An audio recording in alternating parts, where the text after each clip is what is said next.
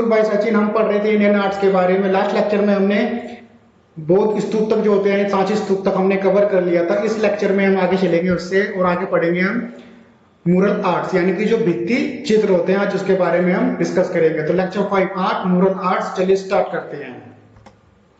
अजंता के बाद भी पेंटिंग वाले बहुत कम स्थान बचे हैं जो पेंटिंग की परंपरा के पुनर्निर्माण के लिए मूल्यवान सबूत प्रदान करते हैं। यह भी ध्यान दिया जा सकता है कि मूर्तियों को का भी प्लास्टर और चित्रित किया गया था। तो सबसे पहले इसमें आता है बदामी। ऐसी ही एक साइट कर्नाटक राज्य में बदामी है। तो बदामी कहां पर है? ये कर्नाटक राज्य में है। जो बदामी है वो प्रारंभिक चालुक्य वंश की राजधानी हुआ करती थी। तो ये क्वेश्चन मोस्टली पूछा जाता है, तो हिस्ट्री में तो पूछा ही जाता है कि चालुक्य वंश की राजधानी क्या थी। तो वो बदामी थी, जो वर्तमान कर्नाटक में है, जिसने 543 से 598 ईस्वी तक इस क्षेत्र पर शासन किया। वाकाटक शासन के पतन के साथ चालुक्यों ने दक्षिण में अपनी शक्ति स्थापित की। यानी कि चालुक्य से पहले वंश कौन सा था? वो था वाकाटा। तो चालुक्य से पहले कौन शासन आता था? वाकाटा। इनके पतन के बाद ही जो साउथ में था वो चालुक्य वंश है। इनकी राजधानी बदामी थी। चालुक्य राजा जो थे मंगलेश ने चालुक्य राजा के बेटे जो होते थे पुलकेशी प्रथम और कीर्तिवर्मन प्रथम के भाई को संरक्षण दिया था।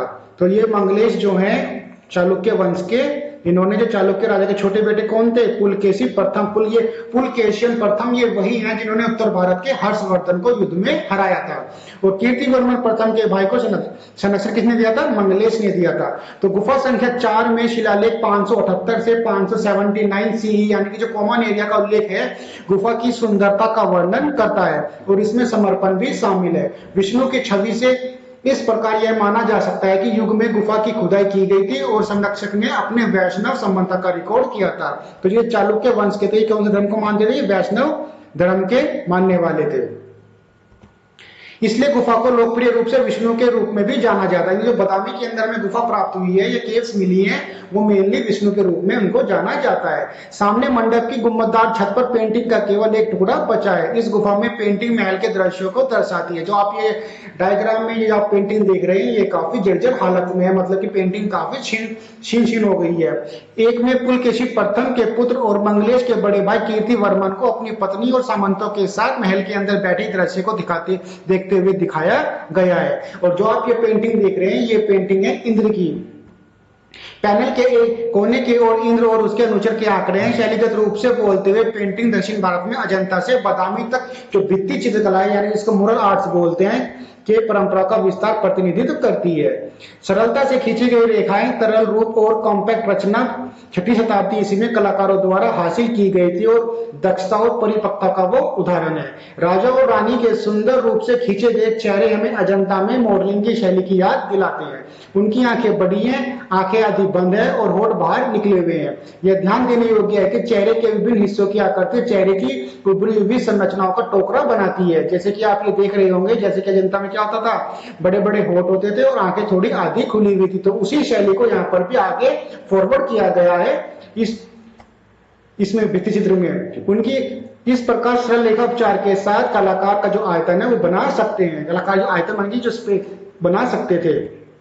फिर आता है उसके बाद पल्लव, पांडव और चोल राजाओं के अधीन भित्ति चित्र, यानी कि जो पल्लव, पांडव और जो चोल राजवंश हुए उनके अधीन जो हमारे मुरल आर्ट्स हैं। तो पल्लव, पांड्या और चोल राजवंशों के शासन के दौरान क्षेत्रीय विविधताओं के साथ पूर्ववर्ती शताब्दियों में तमिलनाडु में पेंटिंग की परंपरा दक्षिण में भी और आगे बढ़ी।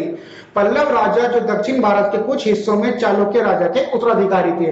तो पहले वाकाटक समाप्त हो, उसके बाद कौन है? चालुक्य है। चालुक्य के बाद कौन है? पल्लव राजा है। वे भी कला के संरक्षक थे। तो जो महेंद्र वर्मा ने, कभी कभी ये पूछ लिया जाता है कि जो ये महेंद्र वर्मा है ये किस वंश के हैं? तो ये पल्लव वंश के हैं, जिन्होंने 7वीं शताब्दी में शासन किया था और पनामालाई, मंडाकपट्टू और कांचीपुरम में मंदिरों के निर्माण के लिए जिम्मेदार थे। तो मेनली जो पल्लवों की राजधानी थी वो कांचीपुरम थी। तो ये महेंद्र वर्मन जो है पनाइलामी और ये मंडाकपट्टू कांचीपुरम के मंदिरों में निर्माण के लिए जिम्मेदार थे। मंडाकपट्टू के शिलालेखों में महेंद्र वर्मन प्रथम का उल्लेख कई किताबों के साथ है। तो एक क्वेश्चन यहीं से बन जाएगा कि महेंद्र वर्मन के जो शिलालेख है वो कहां पर मिले हैं? तो वो मंडाकपट्टू में मिले हैं। कहां मिले हैं? मंडाकपट्टू में मिले हैं। जैसे विचित्र चित्त यानी कि जिज्ञासु दिमाग के साथ चित्रकार पुलिस कलाकारों के बीच बाग और चैत्यकारी यानी कि मंदिर निर्माता जो कला गतिविधियों में उनकी रुचि दिखाते थे। जैसे कि आप ये डायग्राम में देख रहे हैं, ये पल्लव राजवंश के दौरान की भित्ति चित्र हैं। इन मंदिरों में पेंटिंग भी उन्हीं की पहल पर की गई थी, हाल ही केवल टुकड़े ही बचे हैं, यानी कि पेंटिंग काफी खराब हो चुकी है। एक महिला देवी है, उनकी मूर्ति कहाँ मिली है, वो पनामा लई में मिली है, यानी कि यहाँ से खींची गई है। कांचीपुरम मंदिर की पेंटिंग को पल्लव राजा राज सिम्हा का संरक्षण दिया था, यानी कि जो कांचीपुरम में मंदिर की पेंटिंग है उसको संरक्षण किसने दिया था, जो पल्लव राजा होते थे राज सिम्हा, उन्होंने उसको क्या दिया था, संरक्षण दिया था। महेंद्र वर्मन के शिलालेख कहाँ मिले हैं, वो मंडाकपट्टू में मिले हैं, और ये महेंद्र वर्मन पनायलामी मंडाकपट्टू कांचीपुरम के मंदिरों के लिए ये जिम्मेदार थे। अब केवल चित्रों के निशान रह गए हैं जो सोम स्कंद को दर्शाते हैं। चेहरे लाल और बड़े होते हैं। पहले के काल के चित्रों की तुलना में बड़े हुए अलंकरण के साथ रेखाएं लयबद्ध होती हैं। धड़ का चित्रण अभी भी पहले की मूर्ति कला परंपरा की तरह ही रहता है, लेकिन लंबा हो जाता है। तो बेसिकली कहने का मतलब यह है कि ये मुरल आर्ट से जो हमारी ट्रेडिशनल कला थी, वहां पर मौर्य समाज की चली आ रही थी हमारी मूर्ति कला, इन्होंने उसको ही आगे बढ़ाया। बस इन्होंने मूर्ति कला से क्या कर दिया, इन्होंने मुरल आर्ट्स बनाने स्टार्ट कर दिया, यानी कि इन्होंने उस पर दीवारों पर भित्ति चित्र बनाने स्टार्ट कर दिए। जब पांड्य सत्ता में आए तो पल्लव के बाद कौन आए, पांड्य आए। पांड्य सत्ता में आए तो कला को भी संरक्षण मिला। तिरुमलाईपुरम गुफाएं और सितनवासल में जैन गुफाएं कुछ जीवित उदाहरण है। तो ये पूछा जा सकता है कि जो ये तिरुमलाईपुरम और जो सितनवासल में गुफाएं मिली है वो किसके उदाहरण है, वो जैन गुफाओं के उदाहरण है।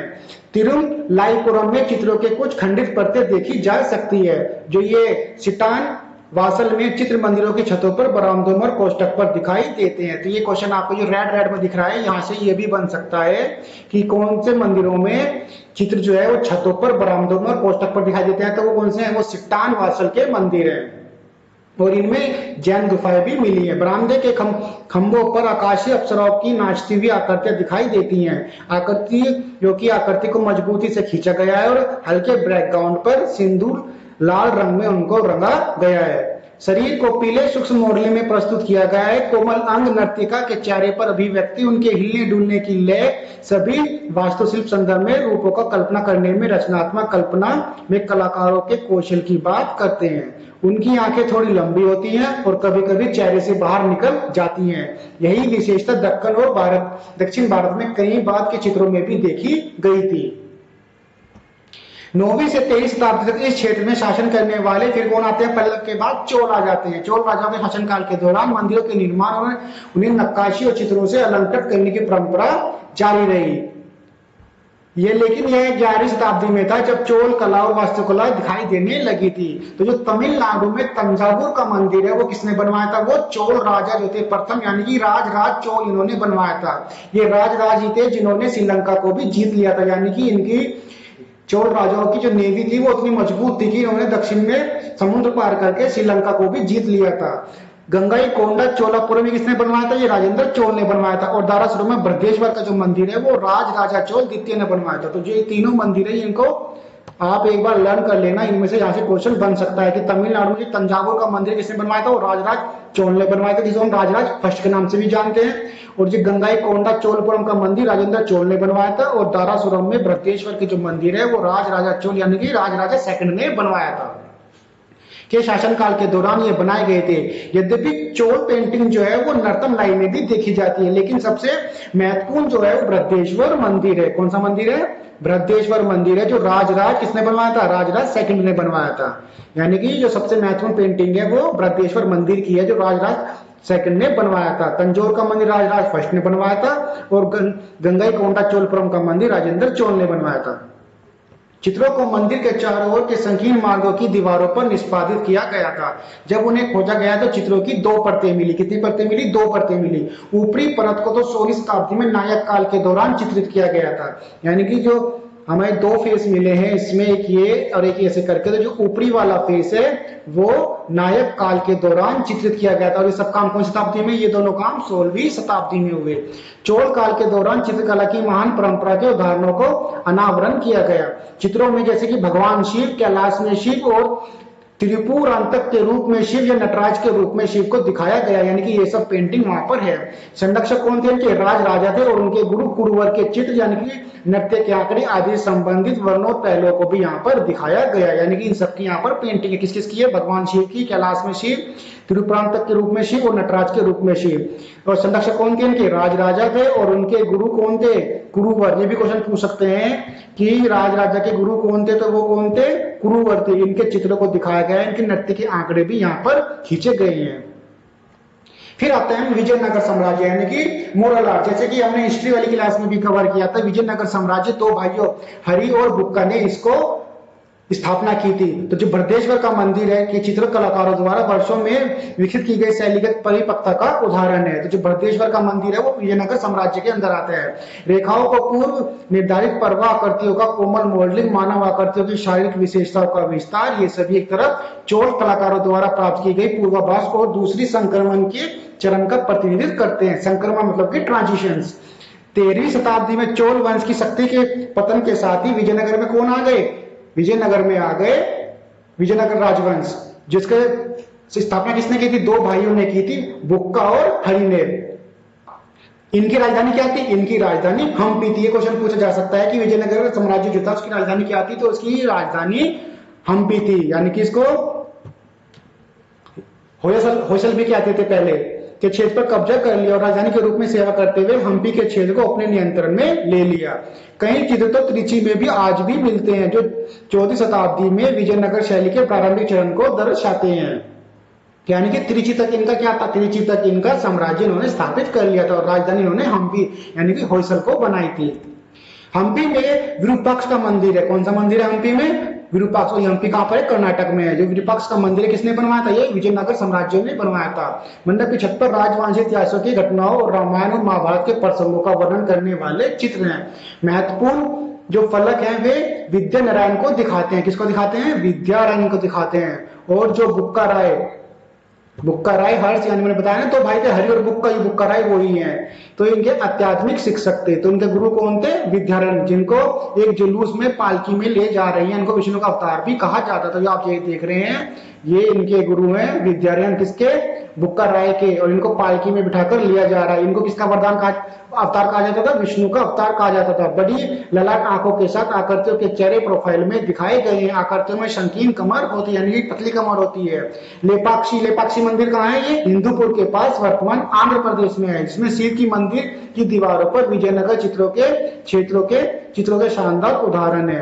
तो लेपाक्षी मंदिर कहाँ पर है? ये आंध्र प्रदेश में है, हिंदूपुर के पास, जिसमें क्या है? जिसमें शिव की मंदिर पर विजयनगर चित्रों के शानदार उदाहरण है, चित्रों के। फिर आते हैं परंपरा को ध्यान में रखते हुए विजयनगर के चित्रकारों ने एक चित्र में भाषा विकसित की, यानी कि उन्होंने एक वही जो पहले की स्तूपों चला आ रहा था चित्रात्मक भाषा, ऐसे ही इन मोरल आर्ट्स में भी किया गया, जहां चारों को प्रोफाइल में दिखाया गया, आकृति और वस्तुओं को द्विआयामी रूप से दिखाया गया। यानी कि ये 2 डायमेंशनल है, क्योंकि स्क्वायर क्या होता है, रेक्टेंगल क्या होता है, ये दोनों ये 2 डायमेंशनल शेप है। तो जो चित्र बनेंगे तो ऑब्वियसली बात है कि वो दीवार पर बनेगा। दीवार कैसी है? वो एक आयताकार होगी या स्क्वायर होगी। तो वो कैसी शेप बनाएंगे? वो 2 डायमेंशनल शेप बनाएंगे। तो यही कारण है कि जो हम जो उसमें देखते थे स्तूप वगैरह पर, वहां 3 डायमेंशनल थी। क्यों? क्योंकि वो मूर्ति बनाते थे, तो मूर्ति तो 3 डायमेंशनल बनेगी। लेकिन जब हम उसी को चित्र पर बनाएंगे, यानी कि हम उसको कहां बना रहे हैं, हम उसको अगर ऐसे दीवार पर बना रहे हैं, तो ये तो केवल हमें इसके 2 ही हिस्से दिखाई दे रहे हैं, लंबाई दिखाई दे रही है और चौड़ाई दिखाई दे रही है, इसकी ऊंचाई दिखाई देती है। तो ये क्या बन गई? ये 2 डायमेंशनल शेप बन गई। इसलिए इनकी कैसी थी? 2 आयामी रूप से दिखाया गया है। रेखा स्थिर हो जाती है, लेकिन तरल रचनाएं आयताकार डिब्बों में दिखाई देती है। जैसे कि मैंने बताया कि कौन शेप है? आयताकार है। तो आयताकार शेप क्या होती है, यानी कि रेक्टेंगल शेप क्या होती है? वो 2 डायमेंशनल होती है। पिछली शताब्दियों के इन शैलीगत सम्मेलन को दक्षिण भारत के विभिन्न केंद्रों में कलाकारों द्वारा अपनाया गया था, जैसा कि नायक काल के चित्रों में देखा जा सकता है। 17वीं और 18वीं शताब्दी में नायक वंश के चित्र तमिलनाडु के थिरुपराकुंड्राम और श्रीरंगम और थिरुवर में देखे जाते हैं। तो ये क्वेश्चन आपका यही से ये बन जाएगा कि 17वीं शताब्दी में जो नायक वंश के चित्र कहां से प्राप्त हुए, तो आपको कुछ लोकेशन दे देगा, ऑप्शन पूछा है कौन सा डिफरेंट है, तो कौन कौन से मिले हैं? थिरुपराकुंडम, श्रीरंगम और थिरुवर में देखे गए थे नायक वंश के 17वीं शताब्दी में। तिरुपरकुंड्राम में चित्र 2 अलग अलग अवधि यानी कि 14वीं और 17वीं शताब्दी के पाए जाते हैं। प्रारंभिक चित्र किसके हैं? प्रारंभिक चित्र किसके हैं? भगवान वर्धमान महावीर जी के हैं, दृश्य को दर्शाया गया है। और नायक पेंटिंग महाभारत और रामायण के एपिसोड और कृष्ण लीला के दृश्यों को भी दर्शाती है। तिरुवरपुरम में मुचुकुंद की कहानी सुनाने वाला एक पैनल है। क्वेश्चन आपका ये और बन गया कि मुचुकुंद की कहानी सुनाने वाला पैनल कहां पर है, तो वो तिरुवरूर में है। कहां पर है वो? तिरुवरूर में है। चिदम्बरम में शिव और विष्णु से संबंधित भंडारों और भीखनाथन मूर्ति विष्णु को मोहिनी आदि के रूप में वर्णित करने वाले चित्रों के पैनल है। तो शिव और विष्णु से संबंधित भीखनाथन की मूर्तियां कहां पर है? चिदम्बरम में। कहां पर है? चिदम्बरम में है। और मोहिनी आदि के रूप को, जो विष्णु का जो मोहिनी रूप है आदि के रूप में वर्णित करने वाली सब कहां से मिले हैं? ये सब चिदम्बरम से मिले हैं। आरकोट जिले के चेंगम में, कहां पर? आरकोट जिले के चेंगम में श्री कृष्ण मंदिर में रामायण की कहानी सुनाने वाले 60 पैनल है। कितने पैनल है? 60 पैनल है। कहां पर? आरकोट जिले के चेंगम में, जहां जो श्री कृष्ण मंदिर में रामायण की कहानी सुनाने वाले 60 पैनल, यानी कि मंदिर तो भगवान कृष्ण का है, लेकिन जो पैनल है वो रामायण की कहानी सुनाने वाले हैं, जो नायक चित्रों के अंतिम चित्र का प्रतिनिधित्व करते हैं। ऊपर दिए गए उदाहरणों से पता चलता है कि नायक पेंटिंग कमोबेश विजयनगर शैली का विस्तार थी, जिसमें मामूली क्षेत्रीय संशोधन और समावेश थे। विजयनगर की तुलना में पुरुषों के आंकड़े पतली कमर वाली लेकिन कम भारी पेट के साथ दिखाए गए, यानी कि वो मस्कुलर होते थे, एब्सेस वाले, यानी कि सिक्स पैक्स के साथ दिखाया गया है उनको। पिछली शताब्दियों की तरह वो परंपराओं का पालन करते हुए कलाकारों ने आंदोलन को बढ़ावा देने और अंतरिक्ष को गतिशील बनाने की कोशिश की है। तिरुवंजली में नटराज की पेंटिंग एक अच्छा उदाहरण है। तो नटराज की पेंटिंग आपको कहां मिलेगी देखने के लिए? तिरुवंजली में मिलेगी। कहां मिलेगी? तिरुवंजली में मिलेगी। तो एक क्वेश्चन और बन गया यहां से कि नायक काल की जो नटराज की पेंटिंग है वो कहां मिलेगी आपको? वो मिलेगी तिरुवंजली में मिलेगी। फिर आते हैं केरल, यानी कि हम कहां चले गए? यहाँ बिल्कुल मालाबार तट पर आ गए, यानी कि केरल में आ गए।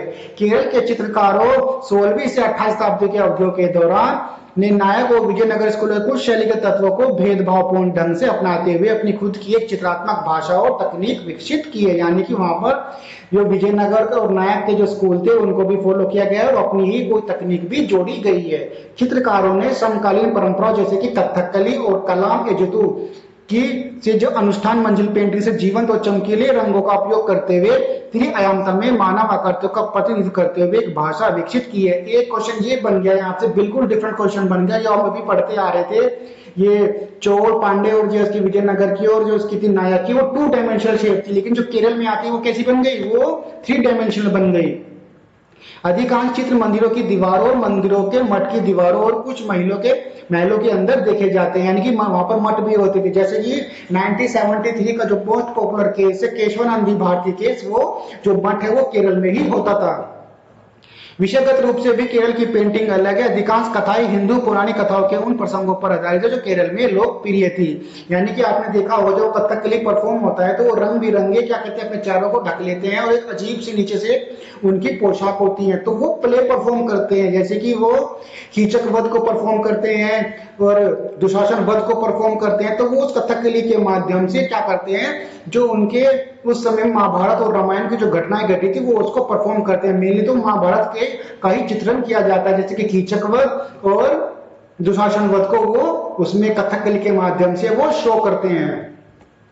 ऐसा लगता है कि कलाकारों ने मौखिक परंपरा को चित्रित वर्णन के लिए रामायण और महाभारत के स्थानीय संस्कृतों से स्रोत प्राप्त किए हैं। भित्ति चित्रों के 60 से अधिक जो स्थल पाए गए हैं, जिनमें 3 महल शामिल हैं। जैसे कि कोच्चि में कौन सा महल है? डच महल। कौन सा? डच महल।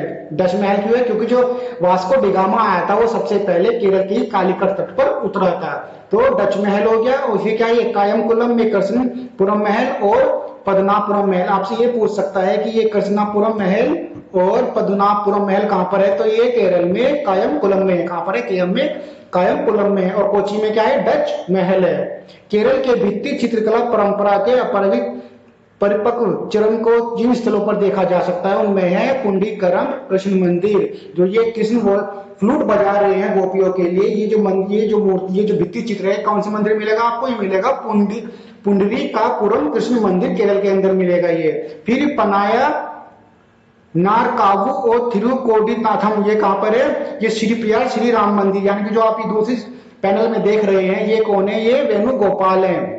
ये कहाँ मिलेंगे आपको? ये मिलेंगे श्री प्रिया श्री राम मंदिर में। तो श्री राम मंदिर कहाँ पर? श्री प्रियार में। और त्रिशूर वडकुथानाथ मंदिर, ये कुछ फेमस मंदिर हैं केरल के। तो पुंडकीयापुरम में तो आपको फ्लूट बजाते हुए कृष्ण भगवान मिलेंगे, और ये वेणुगोपाल आपको मिलेंगे श्री प्रिया श्री राम मंदिर में। आज भी हम देखते हैं कि गांवों या हवेलियों में घरों की आंतरिक और बाहरी दीवारों पर भित्ति चित्र देश के विभिन्न हिस्सों में प्रचलित है। ये पेंटिंग आमतौर पर महिलाओं द्वारा या समारोह या त्योहारों के समय घर को साफ करने के लिए या दीवारों को साफ करने और सजाने के लिए नियमित रूप से बनाई जाती है। आपने भी देखा होगा, जैसे कोई होली दिवाली आती है तो हम अपने घर की साफ सफाई करते हैं, कुछ उस पर रंग कर देते हैं, पेंट करवा देते हैं, लेकिन कुछ ऐसे होते हैं कि उन पर भित्ति चित्र यानी कि पेंटिंग वगैरह से उनको सजा देते हैं। यानी कि ये परंपरा आज भी चलती हुई आ रही है।